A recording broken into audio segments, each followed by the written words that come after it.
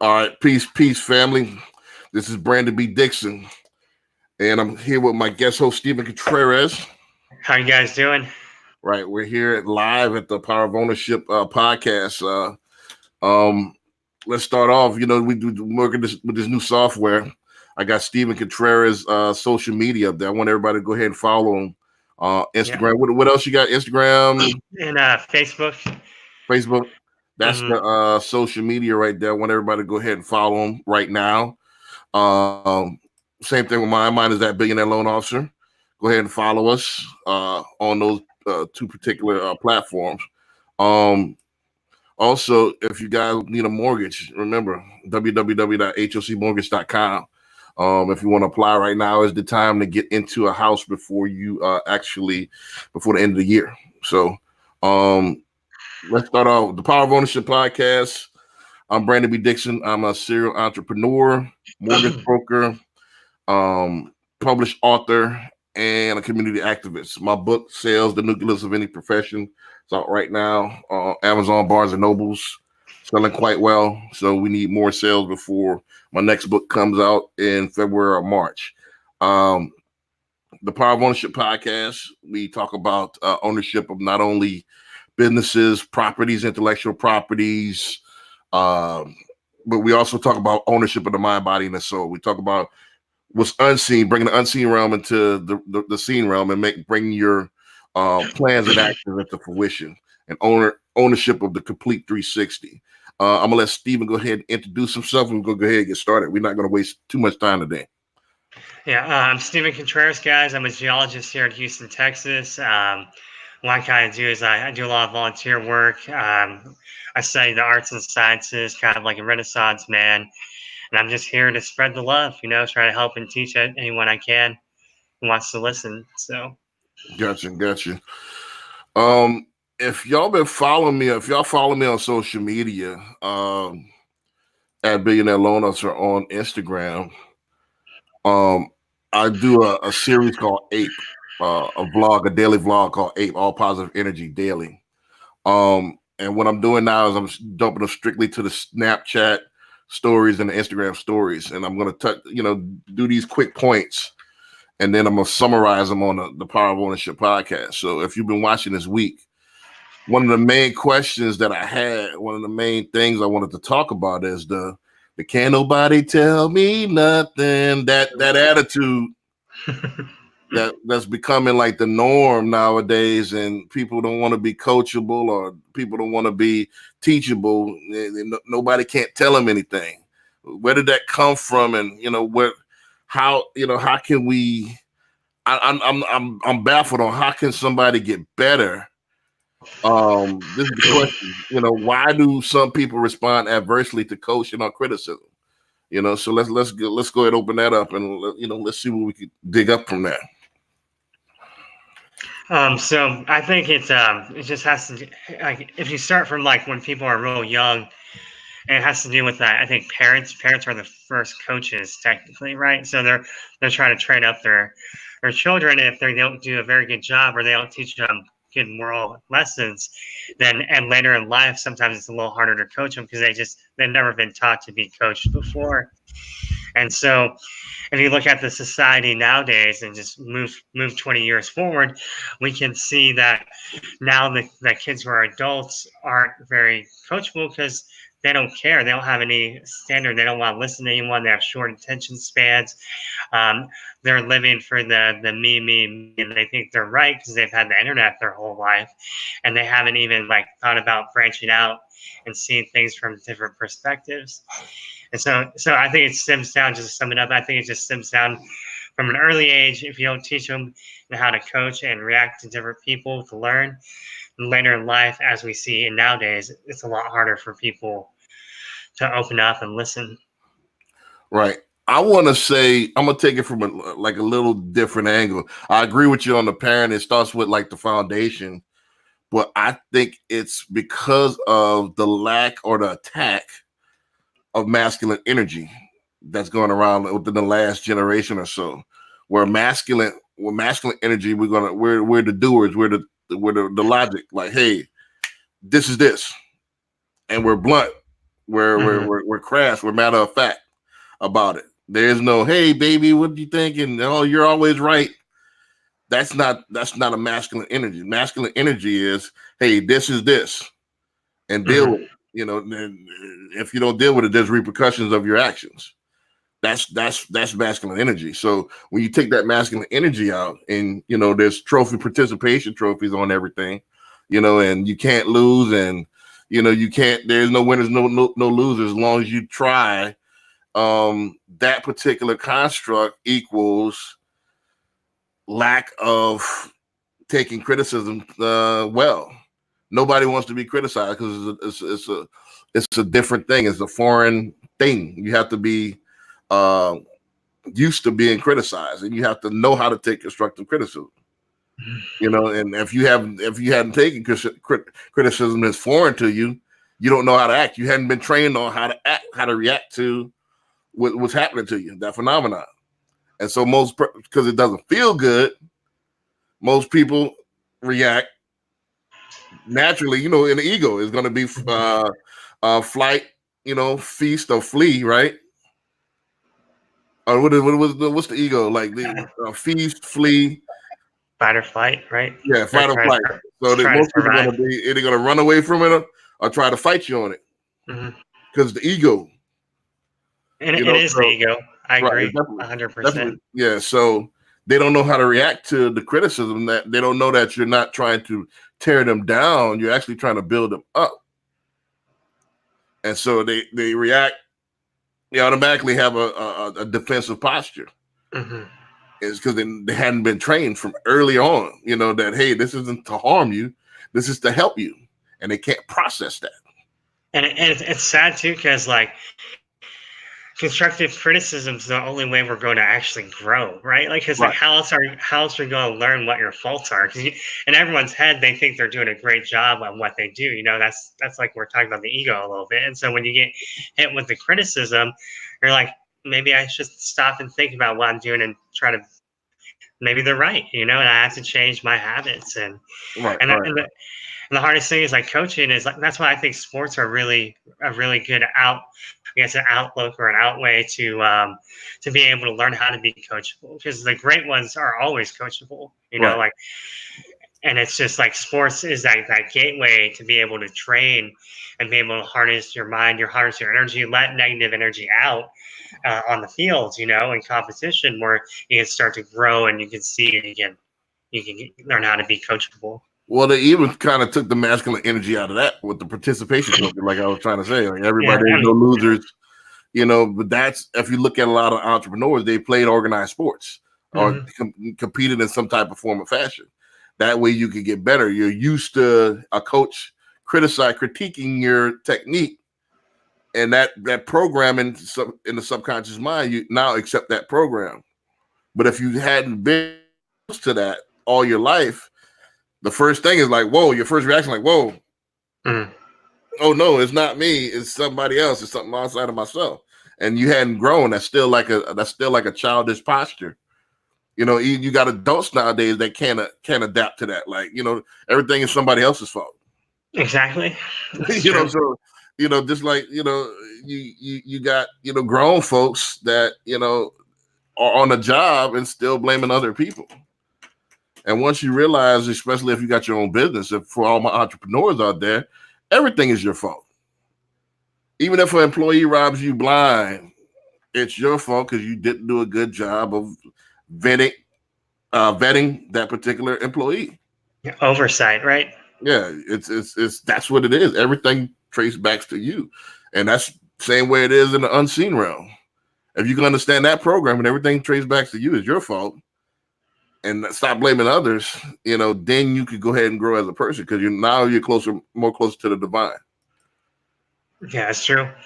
You It's know. like I was watching the movie Arrival right Uh-huh. yesterday, and it's pretty good. It's kind of similar, that they're trying to teach them something, and mankind's not listening. And it's this one girl, she listens and she figures it out. And it's like, and she helps save, and then they just leave. They're like, there you go, you're welcome. Right, right. Let's segue. This is a good segue to the next question. Um, and it's mainly people that you're close to. and I know it gets frustrating. It gets frustrating for me because it drains my energy. What's the best way to deal with hard-headed employees, friends, family members, people that's close to you that just don't listen? They don't take well to criticism. They're not trying to get any better. Or they don't know that listening is the gateway to getting better. And period, relationships, period, is what we're here for. Relationships will expose your weaknesses and force you to get better. Any type of relationship with, between the sexes, or a relationship between family members or friends, any relationship will force you to get better as a human being. So what do you do with people that always the opposite of what you're trying to do? Like, they always cut yourself off. What do you do with those people? Well, at first I was always trying to help and teach, like from the last segment, trying to coach them up a little bit, get them to Right. learn and listen. But sometimes, like the question says, they're hard headed, right? And so, Right. what can you do? You can only do so much to help them, because, like you said, they drain a lot of energy. Sorry, they drain a lot of energy, and so I guess the best way for me, how I deal with it, is just not arguing with them sometimes, just like try to just keep to myself, and just agree. Like if I know they're not going to listen or not going to change, and like you're right, it's better just not even have the argument sometimes. And then with employees, I guess just try to keep your own space, like try to help. You always help when you can, like no matter what. But it's just like you don't tend to preach, because eventually they'll figure out like, man, I've been treating this person very horribly, or like maybe I should listen to this person that they actually know what they're talking about, and things like that. So it goes both ways. So from my perspective, I usually am just I keep to myself. If they don't want to listen, they don't want to listen. It's cool, I'm okay with it. And if it's not gonna mess me up, because I have to keep moving forward. Like we all have to keep moving forward, and our friends and our family and the people we interact with, they're either going to be a part of the journey, or they're not. You know. Right. I think a little bit different, and I was on the same thing as you until just recently, and I'll tell you what changed my mind. There's a Japanese scientist that did an experiment, and I forgot his name. I'll think of his name here in a second. It slipped my mind at the current moment. But he did an experiment. He took rice, took a handful of rice and put it in water and a beacon. And he did that 3 times. He had 3 separate flasks. You're a scientist, you know the scientific method. So each every day for like 30 days, he would take the first flask and say, "Thank you." The second flask, he would say, "You're an idiot." And the third flask, he would ignore. After 30 days, the first flask that he said thank you every day to show grace, Mhm. it started to ferment. It started to give off this nice odor, rice odor. It started to ferment and do as it's supposed to do. The second one that started to give off, it was black. The one that he said it was an idiot. Mhm. This is real. If I could get the clip, I get the clip. It's on YouTube. It actually started like deteriorating, and the third one rotted. Just has no attention, And right? no attention. It's like indifference is the worst thing that you could do. And so I took that as a learning tool to whatever you put positive, it's easier to hate, and it's even easier to be indifferent. For sure, I agree. That doesn't show any growth. If you could show love and inject love into the situation, then you're going to see the results that you want to see. Even that little bit of gratitude every day, it made the rice do what it was supposed to do. That's why it dawned on me. That's why we say grace, Mhm. because it's not about the food. It's not like anybody. It's being thankful for that energy because we're all energy. Yeah, And I'm for the moment too. right. Thank you And for I'm about this. to, so that energy, that positive spin on that energy injects more positivity. If you're indifferent about it, that's the worst thing. You ignore it and then you consume it. That's the worst thing you can do. Or if you said, I know this is going to kill me, that's even, that's not as worse as indifference. So indifference is the killer. So So that's just being stagnant is what you're trying to right. say, right? Right. Well, it's that slight meditation, that thankfulness. That's what prayer is supposed to be. So we took prayer to something else, but prayer is just that moment of acknowledging and being thankful for that energy. Yeah. So how this relates to employees, family members, friends. Hey, I'm gonna combat you with love. Even though you don't listen to what I'm saying, man, I'm thankful that you're a friend of mine. I'm thankful that you're here. I'm thankful that you're alive. I'm thankful for the energy that you do have. Boom. With that, injecting that energy into them, something positive is going to happen. You For got what sure. I'm saying? Mm-hmm. So that's the grown, mature, the hard way. I know it's hard. That's the hard way of doing things. But that's the only way you can get results. That's the way you're a master alchemist. You turn the Yeah. lead into gold. You got what I'm saying? Yeah, just on a personal, do you start noticing, I'm starting to notice what you're talking about in my daily life very often. Does it get easier, you think, like to be able to push the love, like where you need it to be? Right. When that start consuming you, you a lot happier. I mean, it consumes you now. Now that and it's yourself that's blocking you. It's all your ego. It's not really that hard. Yeah. You know what I mean? It's not hard. It's just that we've been programmed to be egotistical, fight or flight. Everything's negative. We have to outgrow our current circle. We have to transcend our circumstances So and be our natural self. Our natural self, it actually feels better when we get back to nature. Back to it is amazing, right? But right. So it's harder now. It becomes harder to hate, but it's almost like practice. You got to practice it, and then once you bust through that initial plateau, it gets easier easier and easier and easier. Boom. Then all right, it's nothing. It's nothing for me to apologize. It's nothing for me to thank somebody for something. Because if you realize what this is, you're really thanking yourself. You know, remember, we all a reflection. How people respond to you is a reflection of yourself. If you're disgruntled, you're angry, and you can't diffuse the situation. It's something. It's not you. It's not that person's fault. It's ultimately, like we talked about earlier, it's all your fault. and everything's your fault, right? Everything's your fault. So something you have to again, we have all the formulas. Are we supposed to learn all the formulas for every situation in creation? And one of the root is probably like that's in every formula is love. You got to add love to it, and then you can create it. If you don't have love, it's not gonna spawn. That's just what it is.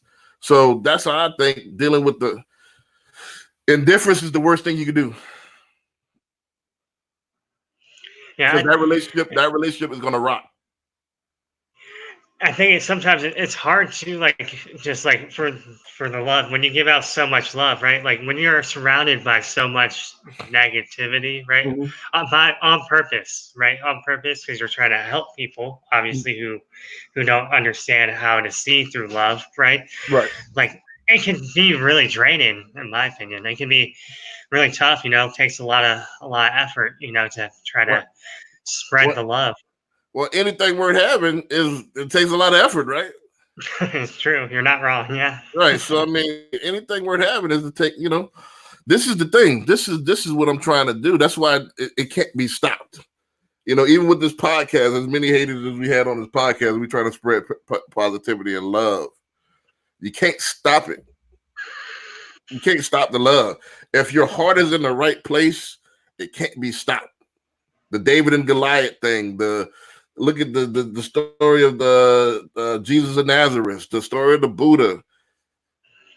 You can't, Hercules, even, he even figures it all out. these ancient stories, you can't stop it. But your heart has to be in the right place. You have to really be out of the ego. And my purpose and your purpose should be as well to make humanity one degree better than when you got here. Even Albert Pike said, "It's not what you do for yourself dies with you. What you do for others lives on forever." Forever. Yep. So it's been not about me. If I can show that love, I'm now that role model for that person. Like, hey, I'm cool. It's okay to love. Maybe they hadn't been shown that. You see what I'm saying? Mm-hmm. Maybe that role model that they have was negative, and that's all they know. That's what we're here for on this podcast. Look, we're cool dudes. It's cool. You're not passive. We're not some hippies. I mean, I have a Buddha right there if you guys look. Right. So it's cool to love. It's not, you're not weak. It's actually you're stronger because you could weather the storm. Mm-hmm. It's easy to hate. Yep. You got what I'm saying? And there's no shortcuts, right? Right. Hating's a shortcut, because eventually you're gonna have to deal with it. Right. It's gonna just manifest itself in different forms over and over and over and over and over. You're gonna have to grow. Or you're gonna, if you don't realize by the time you're dead, you'll be back. Yeah. You'll be back. The last question we kind of answered. Let me see if I can find it here. Why is listening so hard to do nowadays? Let's take it from this angle right here. Let's put ourselves, and we kind of did this already. Let's put ourselves in that person's shoes. Why is it so hard to listen to somebody else? I don't think people actually know how to listen, right? Right. Most people just try to just wait to finish, to speak without listening to the other person's opinion, and that's why listening is so hard, because most people don't know how to listen at all. And it's getting worse because our generation's having shorter attention spans. So it's just right. what can you do? The attention spans are getting shorter, and then people aren't listening. They're not caring. They're walking around just la la la la la. Right. Well, there's a lot of things we could blame, but let's cut to the chase. Okay. It's because we don't study the 7 principles, the 7 hermetic principles. One of the principles is gender. Gender, one of the listening is a feminine attribute. It's a feminine frequency. That's why Hera was the Greek goddess. That's where you get hearing from. Mm-hmm. So you have to receive. Talking is masculine. Listening is feminine. The yin and the yang. Yep. So it's crazy that we talked about how they try to reduce masculinity, but they don't reduce masculinity as far as talking. That's the last trait, and that's a lot of females got the genders confused. They think talking makes them dominant, and it's the balance. Yeah. It's being able to listen and then talk when appropriate. They got a lot of people that can't. They thinking we've been programmed to think that we're to really passively listen. I hear you, but they're really not listening. And I think it's like video games and stuff like that, where we talk all right, you just got to keep going and stuff like that. That's the mentality we have. Just keep talking, and keep talking. I talk to people all the time like that. You're not absorbing what I'm saying. You can't be, because every time I start talking, you cut me off. That means you're not listening. That means you're thinking about what you're going to say next. So you can't be listening to me. So listening is taking, receiving, and remember, in order to get to that God-like state, that Buddha-like state, that Jesus state, it's the master of both energies. The androgyny. I could talk, also I could listen. So there's nothing weak about it. And you need both of them in order to transcend. Exactly. Yeah.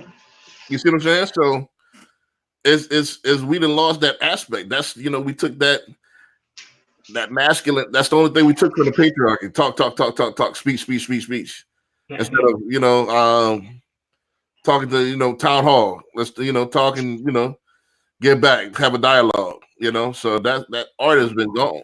You know.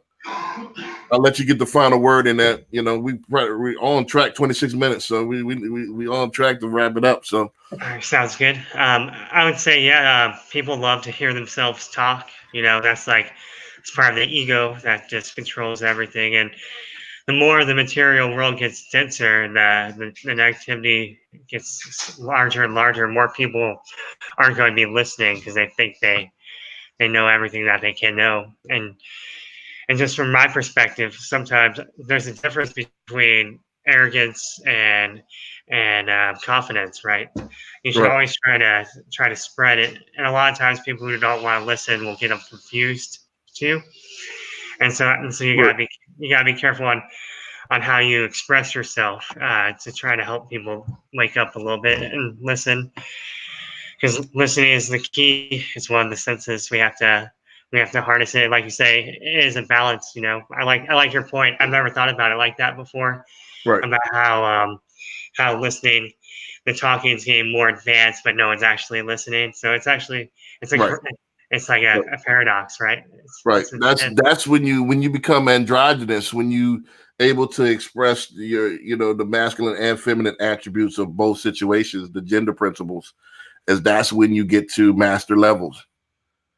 Not when you could, if you're out of balance, you can't transcend forward. It's the balance.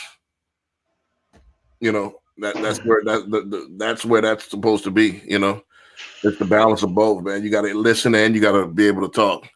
You know, but that's the thing, is that we're programmed that you're dominant by talking. That's a great conversation if I could just sit there and talk, talk, talk, talk. So that's how we've been programmed. All right, so yeah, again, let's go ahead and wrap this up. My outro is join us, man. Every day I come out with these vlogs. I think there was a good point, man. I'm gonna come out with another point next week. A few different points. If you need a mortgage, www.hocmortgage.com. Remember, I'm a loan officer by trade, so now's a good time. I'm coming out as well with some first-time home buyers tips. I'm gonna do that in the remaining month of November and December. So I'm gonna come out with first-time home buyer tips, maybe 2 or 3 times a week. So stay tuned to that on the Instagram. At billionaireloanofficer.com if you want to book me for motivational speeches, mentorship, sales training, so on and so forth. If you got any questions, just call me. Like I said, 832-775-8357. I'm available 24/7. I answer the phone all the time. So call me. Now, again, I charge. So don't just call me, hey, so I mean people pay, this for expert advice. It is what it is. Steve, go ahead, tell him what you got going. Follow him on social media, and let's Yeah, you take it guys. out of here. Yeah, you guys can follow me Stephen Contreras 90 on Instagram, Stephen Contreras on Facebook. Feel free to hit me a DM on there if you have any questions. Yeah, just keep on learning, keep on watching our show, like and subscribe on YouTube when you watch them on YouTube, Power of Ownership podcast. And yeah, just keep on going. Every day is a new journey, right? Right, right. Don't forget, like I said, that Billionaire Loan Officer, like and subscribe, hit the like button, share it. Let's get our following going. One other thing before I get out of here, well, a couple other things before I get out of here. I'm giving away a big screen TV to one lucky subscriber. I'm gonna run the contest between now and the end of the year. Let's do right before Christmas because that would be a good. A lot of people celebrate Christmas. Let's do it right before Christmas. So December 24th, I'm going to give away a big screen TV. So tell a friend to tell a friend, like, subscribe. So I'm gonna pick out of one of my subscribers. Once we get to over 1,000, so we need 500 more subscribers. So let's go to get this channel monetized and get our following going. One more time, let me get a close up on the book. Sales, the nucleus of any profession. Cop that. I'm gonna put it on sale for Black Friday, so it's gonna be $5 off. So instead of 1933 is going to be 1433. So that's coming soon. So we're going to blitz it out. And I think that's it, man. Don't forget my slogan: God is a verb, and personal responsibility is your only savior. And with that, we're going to say Peace. peace.